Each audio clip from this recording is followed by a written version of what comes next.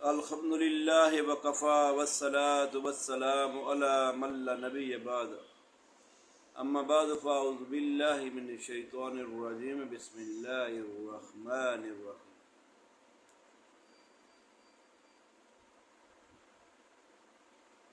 یا ایہا الذین آمنوا قوا انفسکم واہلکم نارا۔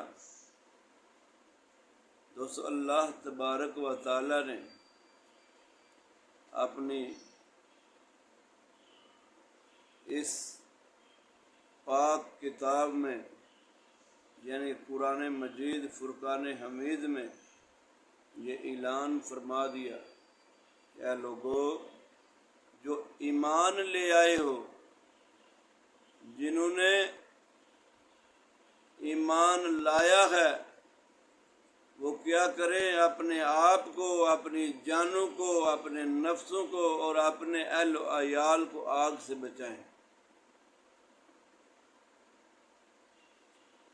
اور نبی علیہ الصلوۃ والسلام نے فرمایا کلکم راع وکلکم مسئول عن رعیتہ۔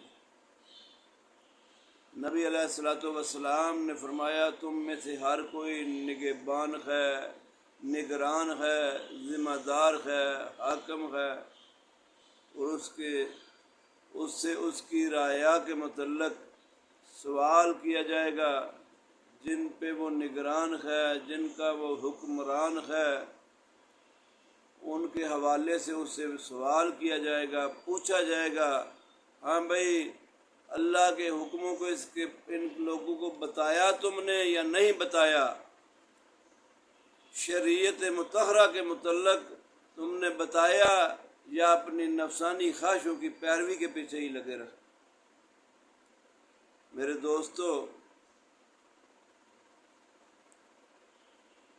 اس آیت سے یہ بات معلوم ہوتی ہے کہ ہمیں خود بھی اللہ اور اس کے رسول کے بتائے ہوئے طریقوں کے مطابق زندگی کو گزارنا ہے، اور اپنے اہل و عیال کو بھی، اپنے بیوی بچوں کو بھی اسی اسلامی طریقے کے مطابق زندگی گزارنے کی تبلیغ بھی کرنی ہے، تلقین بھی کرنی ہے، حکم بھی دینا ہے۔ یہ ہماری ذمہ داری ہے۔ اور نبی علیہ الصلوۃ والسلام نے فرمایا، صحیح مسلم کی روایت ہے کہ جو نگہبان، حکمران یا نگران اپنی رعایا سے اور ان لوگوں سے جو اس کے ذمہ ہیں ان کے ساتھ دھوکہ کرتا ہے، انہیں دھوکے میں رکھتا ہے، تو اللہ تبارک و تعالیٰ ایسے شخص پہ جنت کو حرام کر دیتا ہے۔ اور فرمایا رسول اللہ صلی اللہ علیہ وسلم نے، حکمران اپنی رعایا پہ کا ذمہ دار ہے اور ایک مرد اپنے گھر کا ذمہ دار ہے۔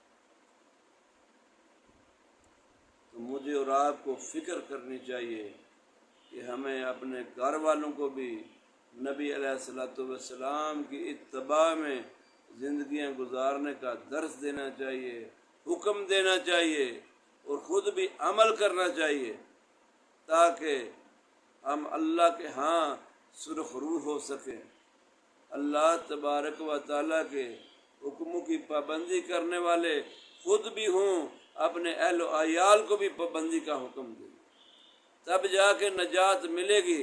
ورنہ ایسا نہ ہو کہ ہم ایسے نگہبان ہوں، ایسے ذمہ دار ہوں جو اپنی ذمہ داری کو صحیح معنوں میں ادا نہ کریں اور اپنے گھر والوں کو، اہل و عیال کو دھوکے میں رکھنے والے ہوئے، تو پھر بہت بڑا نقصان ہے۔ اللہ تعالیٰ محفوظ رکھے، ہمیں دھوکہ دینے سے بچائے۔ اللہ تعالیٰ ہمیں حق بات کہنے کی، اس پہ عمل کرنے کی، اور اپنے جن پہ ہم ذمہ دار ہیں ان کو عمل کرانے کی توفیق عطا فرمائے۔ السلام علیکم ورحمۃ اللہ وبرکاتہ۔